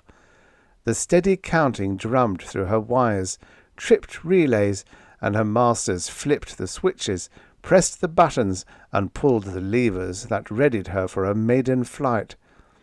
8 seconds, 7 seconds, 6 seconds, 5, 4. The switch was jerked upward, and she felt the power beginning to move in her vitals. 3, 2, 1. The driver button slammed home. Her rocket roared out in ferocious birth, snarling, roaring, growing with each passing second. She settled back upon her rockets as if in protest at their screaming growth, then was forced to give ground, and the ship moved up the shaft. Her rotating band and burrelet fins dug deep into the spiraling grooves. Her body began to turn, slowly, so slowly. Then she suddenly leaped forward, her hull whirling upward. The shaft raced by in dizzy swiftness. Her rockets roared louder, and she raised her spinning body further. She was free. Her body hurtled up and up, her needle nose straight and true, her velocity leaping forward. "Off rockets! Set up emergency interstellar drive for instant activation if needed. Signal in scanning screens. Activate force field and take a breather, boys. We're on our way, and the blast-off was perfect." The pilot's mechanical-sounding voice droned through the speaker in the moon-bound observation room, and simultaneously the air was ruffled by the deep exhale of relief, the rustle of slowly relaxing bodies strung tight with the hopeful tenseness of the blast-off. Mars gazed up at the disappearing silver streak, his blue eyes intent, glistening with pride and excitement. "I never thought I'd see the day," he breathed. "Look at her. She's going straight and true. She's the most beautiful thing I ever saw." Bronson's face relaxed into a happy grin as the gleaming rocket hurled up out of sight. He glanced at Mars and gave him a companionable smile. Even more beautiful than Mars that day, or the old rockets. Mars looked slightly embarrassed and shuffled his legs into a more comfortable position. "Oh, hell," he said awkwardly. "Can't you forget an old fool's ramblings? We just watched a rocket launch that's going to open up a whole new era in space travel. It was a perfect blast-off, and we know it'll be a perfect trip and landing." Bronson thoughtfully nodded his head, his grey eyes dancing. "Tell you what," Mars continued, I've got a bottle that I've been saving for about 15 years. Got it when we got back from that first trip and never opened it." Bronson grinned and gave the old man's thin shoulder a hearty slap. "Let's get that drink." The end. Subscribe for your daily stories of futures past. And now for the next story. Let Space Be Your Coffin by S.M. Tenneshaw, which is a shared pseudonym, so we don't really know who wrote this story. Originally published in Imagination Stories of Science and Fantasy, November 1954. Narrated by Tom Trussel. Bert thought savagely, "I'm going to kill you, Miles Barrett. You've always lorded it over me, thought you were something extra special when we were kids. Now you've practically taken over the business I helped build. My business, the best damn space freight line in the system. And you've got your eyes on Carol, my girl. Well, look smug, Miles. This is your last day alive. Tomorrow they won't even find your atoms."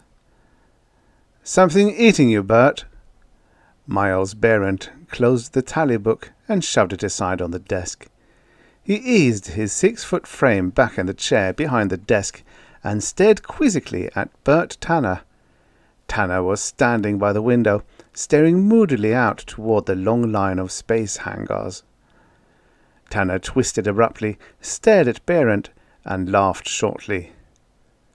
"What? Not a thing, Miles, not a thing." Barrett sighed. "I'm glad. With business as good as it is, and that new contract with Deimos Mines almost in our laps, we've got reason to celebrate. I thought maybe you, Carol, and I could sort of relax with a few drinks at my place tonight." "Carol?" Bert bit her name out sharply. Too sharply. He forced the edge from his voice and glanced uneasily away from Barrett to stare out the window until he could get his emotions under control. "Don't let him suspect.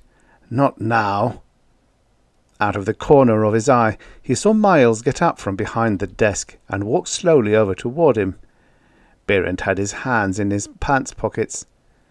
"You're sure nothing's bothering you, Bert?"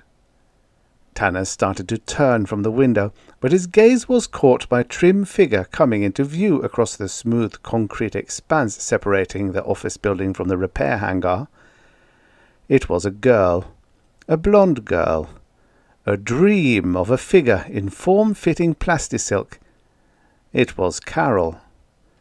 She was coming toward the office building, a file of papers under one arm. "Bert, I asked you a question."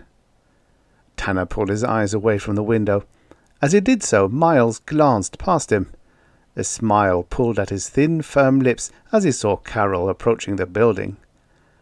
The sun was going down in the west, and she was framed in a golden-red halo with the tapering, glittering metallic tips of 2 spaceships, the Viking and Space Queen II, in their ground cradles for a backdrop.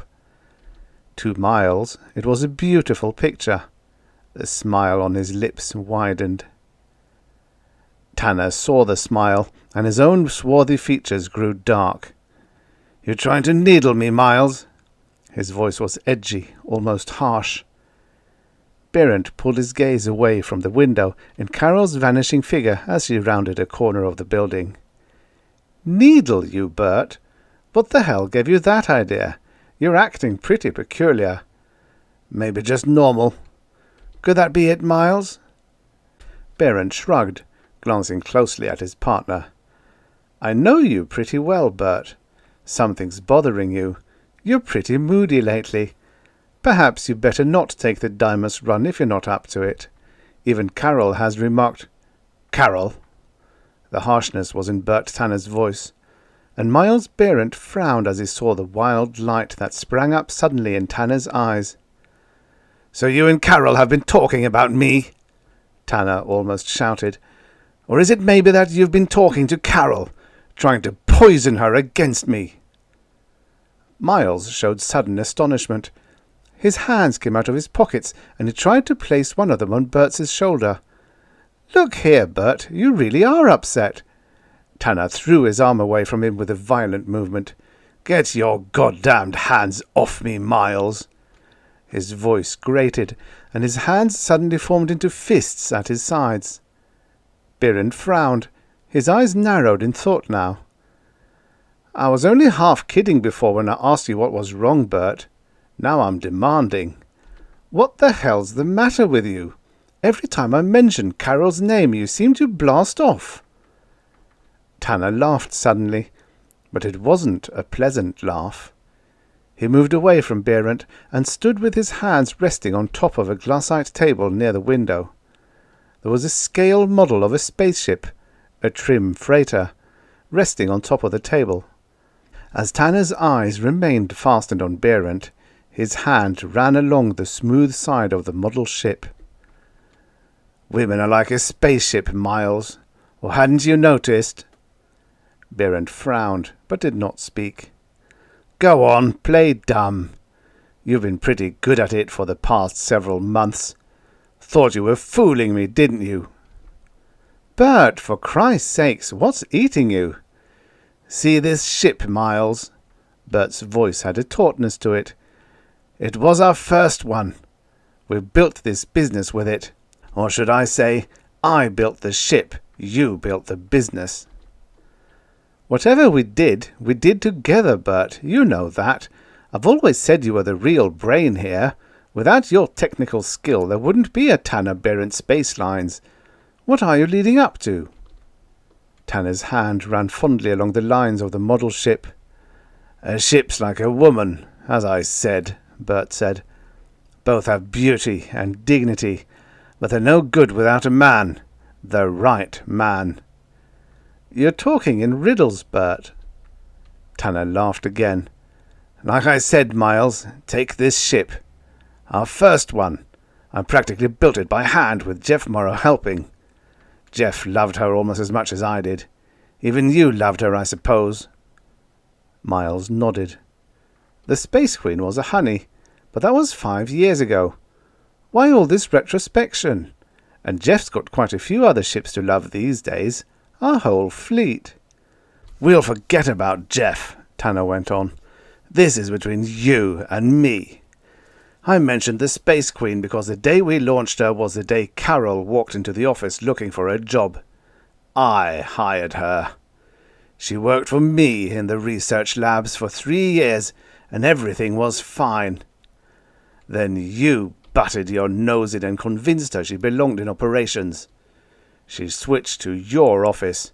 All very polite, but don't think for one damn minute I didn't know what you had in mind." "Bert, I swear to God, if you don't stop blatting like a drunken spacer, I'll—" "You'll what?" Tanner moved toward the desk and stood in front of Barrett. He was shorter by 3 inches, but his body was stockier. "Beat some sense into my thick skull? Teach me the facts of life? Maybe I've got a few ideas like that right now. Maybe I know all I have to know. Like talking me into giving you carte blanche in handling the line's business affairs, like—" "We discussed that pretty thoroughly, Bert. You decided you wanted to stick close to the research and shop end, and—" "Like stealing my girl." Miles Barrett stiffened. The concern that had been on his features changed to shocked surprise, and then sudden anger. "Now listen here, Bert. If you've got any crazy ideas about Carol and me—" "You're going to deny that you are in love with her?" Barrett shoved his hands back in his pockets. "That, Bert, is none of your business. And if you've got some paranoid idea that I'm doing something behind your back, then I suggest you see Dr. Lenning. Aside from that, aren't you presuming a bit about Carol's feelings? When she was working with me, she used to be pretty close to me. You changed that. Maybe I ought to change a few things too. Like your face, for instance." The two men stared at each other tensely, silently. Tanner's eyes were glowing now with repressed hatred. Miles Barrett showed disbelief, as if he was seeing Bert Tanner for the first time. "I don't want to fight you, Bert. Not that I'm afraid to. It's just that you're so wrong about everything. Good heavens, man. On top of everything, you're yellow." Bert spat the word out. Miles pulled his hands from his pockets and his grey eyes hardened. "You shouldn't have said that, Bert. I don't have to take that from anyone, not even my closest friend." "Then take this!" Tanner swung his right hand in a sharp uppercut swing, but two things prevented the blow from landing. One was Miles Barrett's swift backward move, and the other was the sharp slamming of the office door and a gay feminine voice. "Hi, gang! Hey, what's going on in here? You boys fighting over someone?" She laughed. Bert's fist stopped its movement, and his arm fell to his side. He turned to see Carol Grant standing inside the closed door through the office, papers in one hand, the other placed provocatively on her well-rounded hip.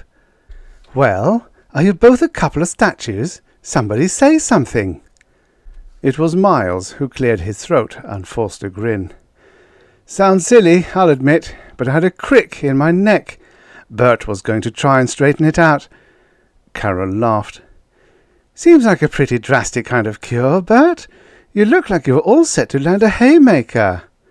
She moved over to the desk and dropped the papers on top. "If you still got that crick, Miles, I've got a better way to get rid of it. Sit down." She moved between the two men and gently shoved Miles toward his chair. Embarrassed, Miles sat down, his eyes lowered from hers.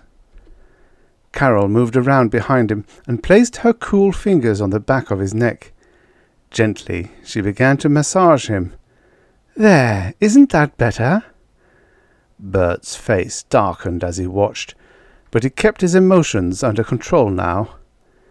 As he looked into Miles's eyes, he realized that he had made a fool of himself. Would Miles suspect anything else? Inwardly, Bert cursed himself. "While I'm playing nurse to the boss, why don't you check over the Dimas contracts, Bert? I just put them on the desk. Now all we have to do is to get to Dimas and have the Waring Cartel sign up. I don't mind telling you I sweated on those papers. If I do say so, they're as neat a package as a high-priced lawyer's could turn out." Miles managed to laugh to kill the tenseness inside him. "If you had your way, Carol, we wouldn't need anybody but the three of us to run this business." She pouted. "Keep it in the family's my motto. Which reminds me, have you told Bert the good news?" Miles dropped his gaze away from Bert and stared uncomfortably toward the far wall and the model of the Space Queen. He was glad Carol couldn't see his face at that moment. It was Tanner who broke the suddenly strained silence. "News? What news, Carol?" She stopped massaging Miles's neck and moved to his side to sit on the edge of the desk. She crossed one shapely leg over the other, and there was a happy glow in her eyes as she looked down at Miles. "There, I guess I've spoiled the surprise party after all." She looked over to Bert. "Did Miles tell you we were going to have a private party this evening?"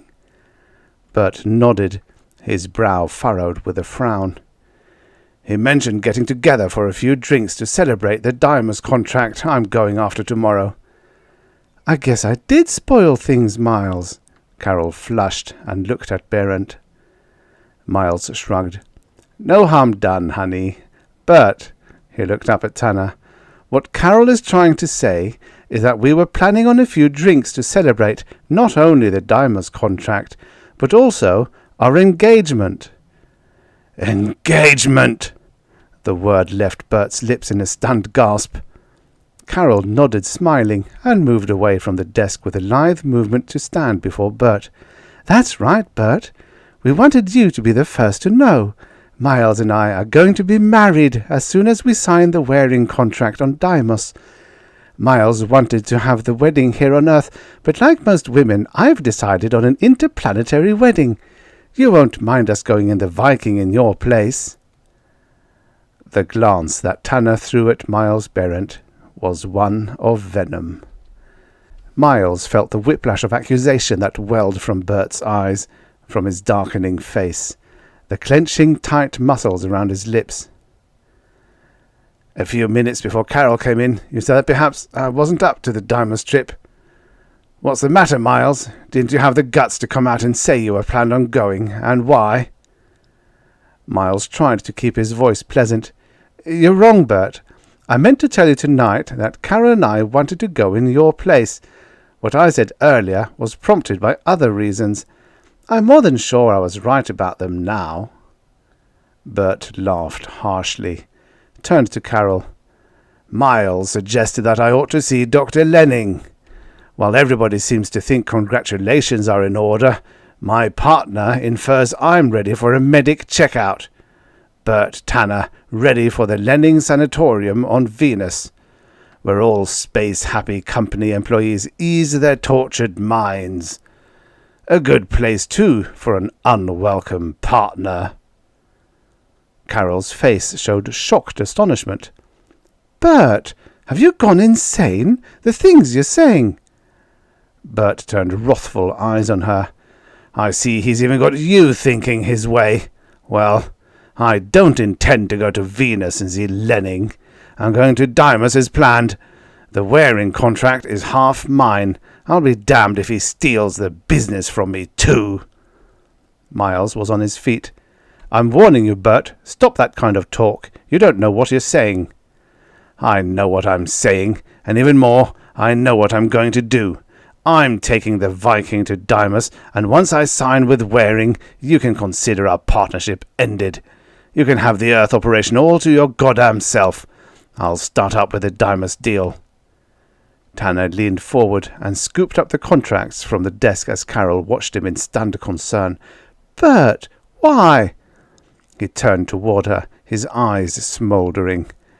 "Carol, you're making a mistake with Miles.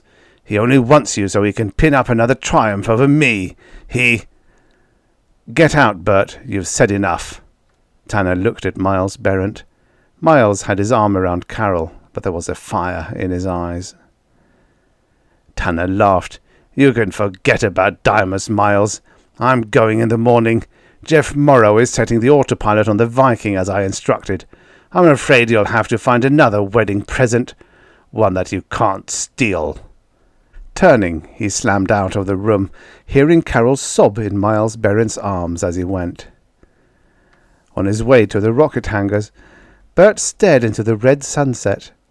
It seemed to bathe the launching cradles in a fiery pool of blood, and his own blood pounded as he walked from the operations office building.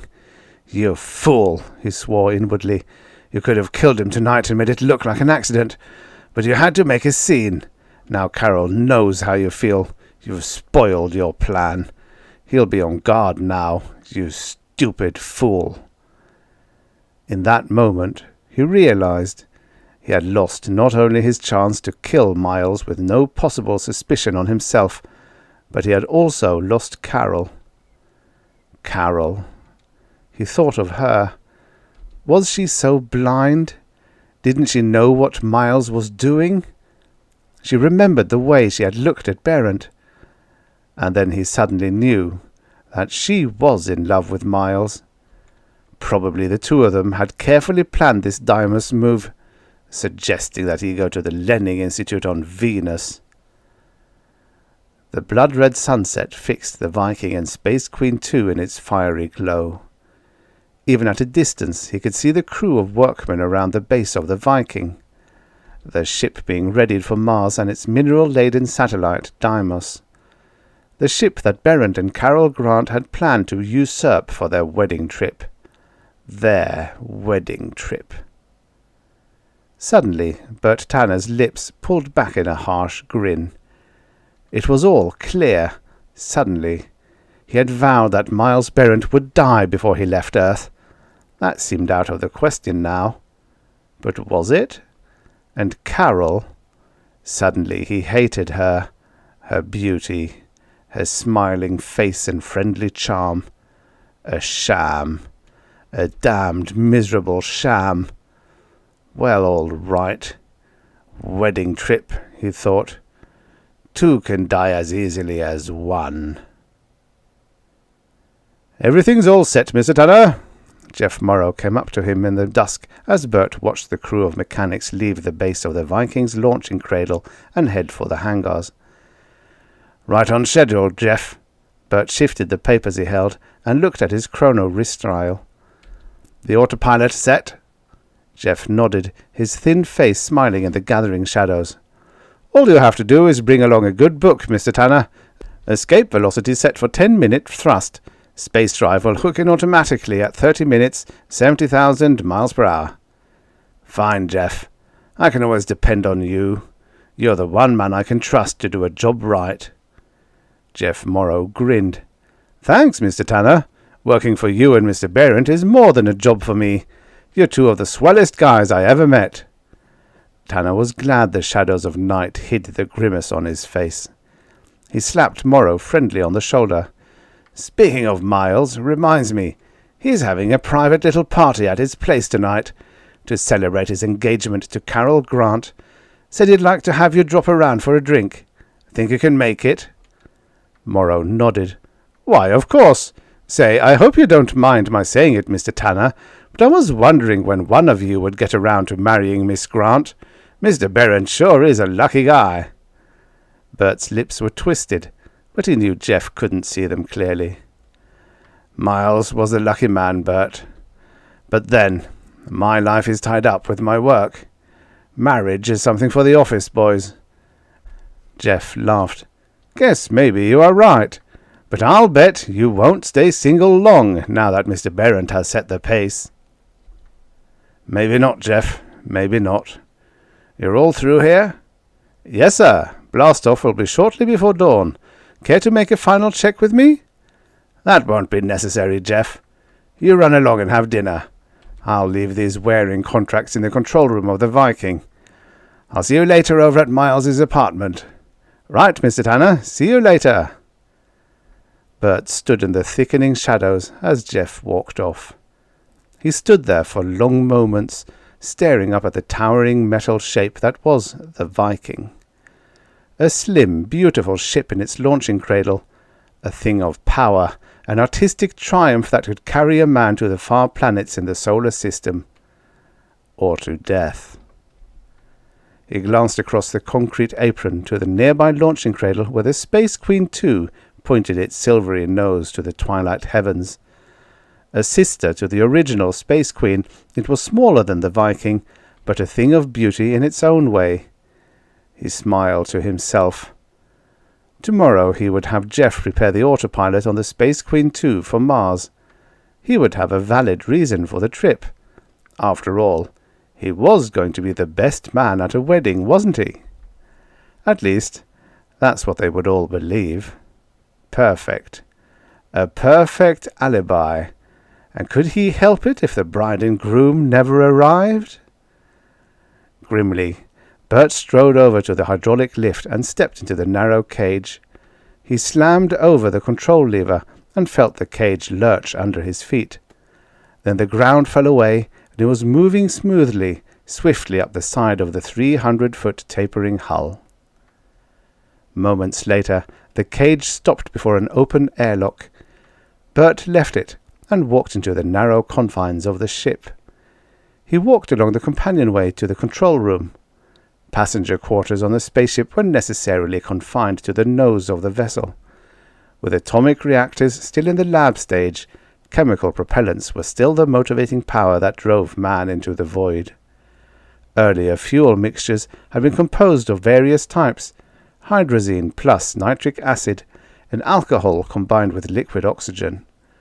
Latest rocket fuels combined parts of both mixtures with catalytic agents to increase maximum power. Still, fuel supplies required over 70% of ship storage space. Thus crew or passenger quarters suffered. The autopilot had solved this difficulty somewhat, making a crew unnecessary. One man could safely navigate the dark reaches of interplanetary space with the autopilot doing the work of a 5 or 10-man crew. Bert made his way to the control room in the nose of the ship. He switched on the overhead light and glanced around. Everything was in order. But then, Jeff was a very thorough man. the best. Bert put the papers he carried on the forward grav bunk and strode over to the control panel. Thoughts pounded in his head. It would be easy. So very easy. And foolproof. Jeff had said escape velocity thrust for 10 minutes, space drive cut in at 30 minutes. That was the critical point. At cut-in, the catalytic agents joined with the rocket fuels to produce free space acceleration. A tricky business, but not for the autopilot. If the catalytic agents were cut in on escape velocity thrust, say between 10 and 25 minutes after blastoff, the whole chemical firing balance would be thrown out of adjustment. That had happened before the days of the autopilot. In those days, men had died in space, the ship blown to 1,000,000 pieces in the void as the unbalanced fuel mixture reacted with catalytic agents.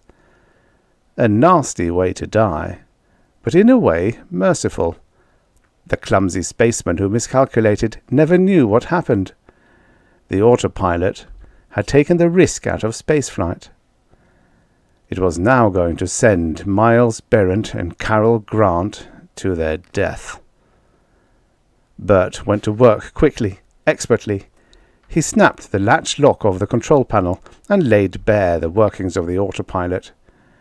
A few simple adjustments, not discernible to anybody but an expert, if he were looking for something wrong.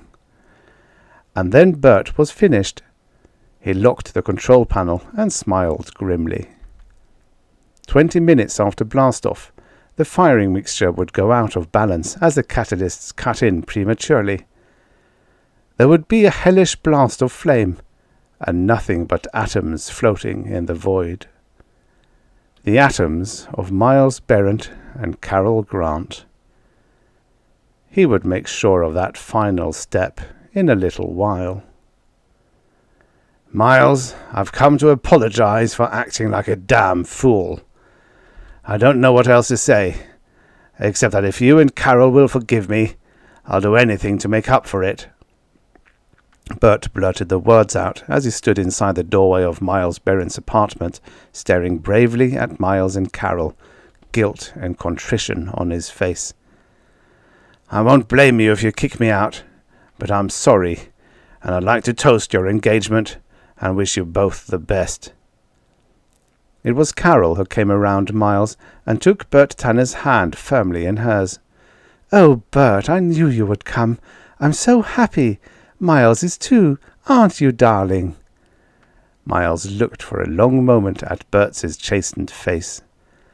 Then he grinned and clasped his partner's hand. "Of course. Bert, you sure had me worried for a while. I couldn't figure it out. But, hell, man, I know the strain you've been under worrying about the Dimers contract and the Viking. Come on in.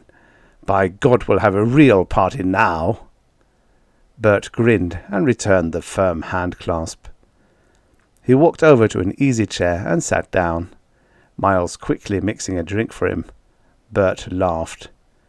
"I invited Jeff Morrow over, hoping it would be all right.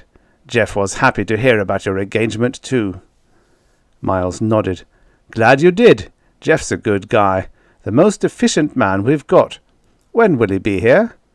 "Any time now." Bert took the drink and lifted it in a toast. "Here's to the happiness of my two best friends." They toasted, and Carol turned on the vid player. Soft dance music filled the room as the door chime sounded. Miles put his glass down. "That must be Jeff. Be back in a moment." Carol sat on the arm of Bert's chair. "I'm so happy, Bert. This makes everything complete. Nothing would have been the same without you." Bert stared at her, then lowered his gaze. "And nothing would be the same without you too, Carol. It has to be this way." She puzzled for a moment over his words, but then Miles was back, and Jeff was with him. "Come on, everybody, let's celebrate. Tonight's the night for Tanner Barrett and," Miles added with a soft glance at Carol, "the future Mrs. Barrett. Gentlemen, a toast to the bride." They toasted. Then Bert grinned. "Jeff, there's been a slight change in plans for blast-off at dawn. Miles and Carol are going to Deimos in the Viking. Sort of a wedding trip before nuptials. The ship all set for an extra passenger?" Jeff nodded. "Certainly, Mr. Tanner. Miss Grant will find everything in order, but I thought you—" Bert laughed again. "Oh, I'm not bowing out. After all, the bride and groom have to have a best man, even on Deimos. That's me. I'll take the Space Queen too." Carol smiled in delight. "That's a wonderful idea, isn't it, Miles?" Miles nodded. "That would be a fine thing, Bert." He turned to Jeff. "But is the Space Queen ready for flight?" Jeff shrugged. "Nothing to do but set the autopilot. An hour's work, adding final fuel supplies. I can take care of it okay."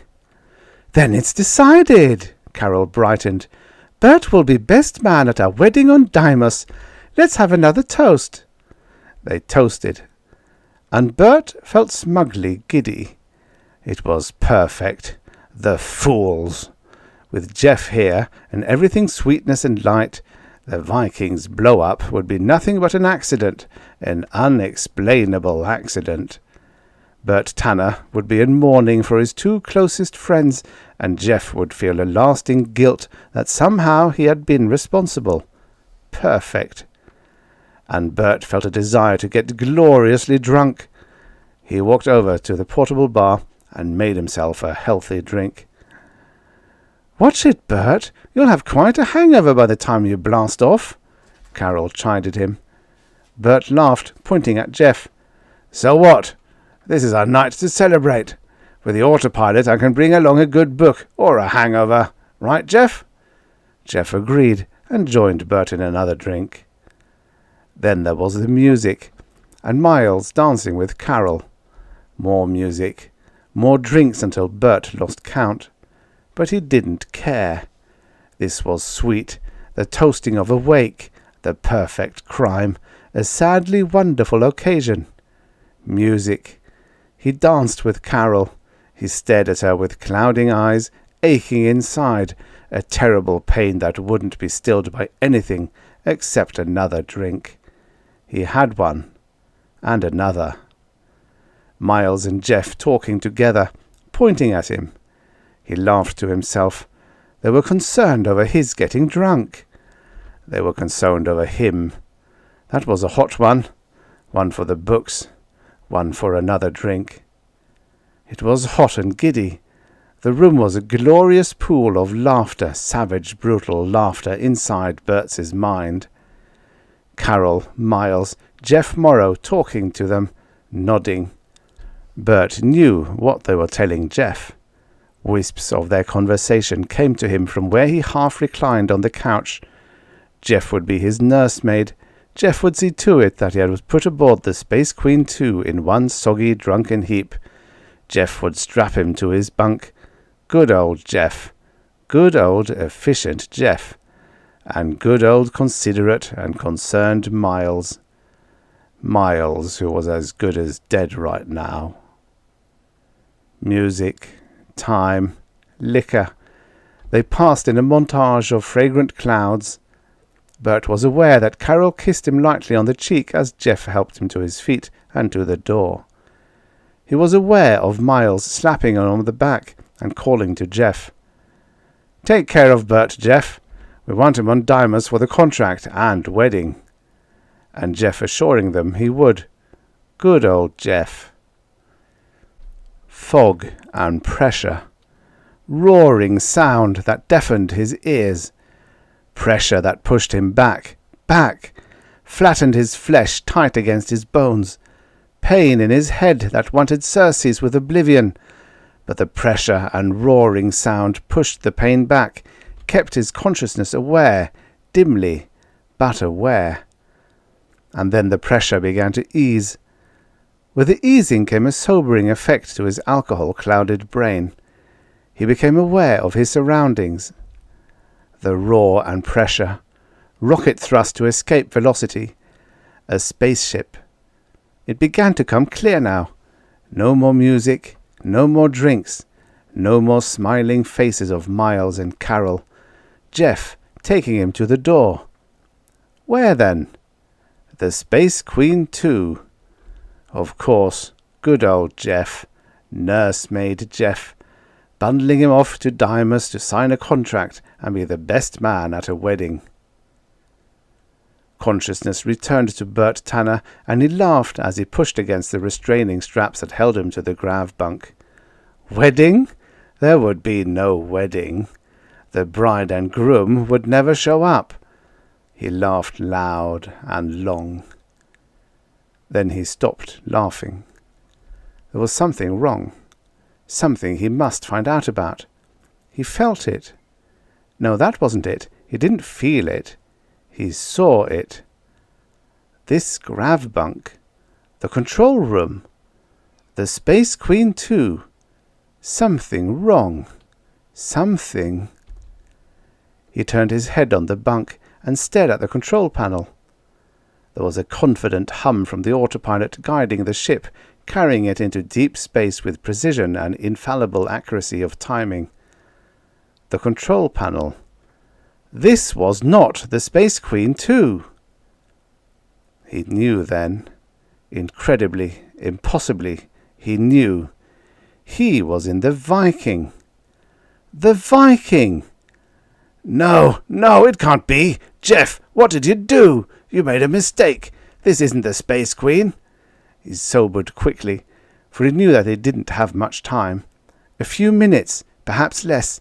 The autopilot. He had set it. The unbalanced fuel mixture. Miles and Carol, they should be here. What had gone wrong? He struggled with the straps.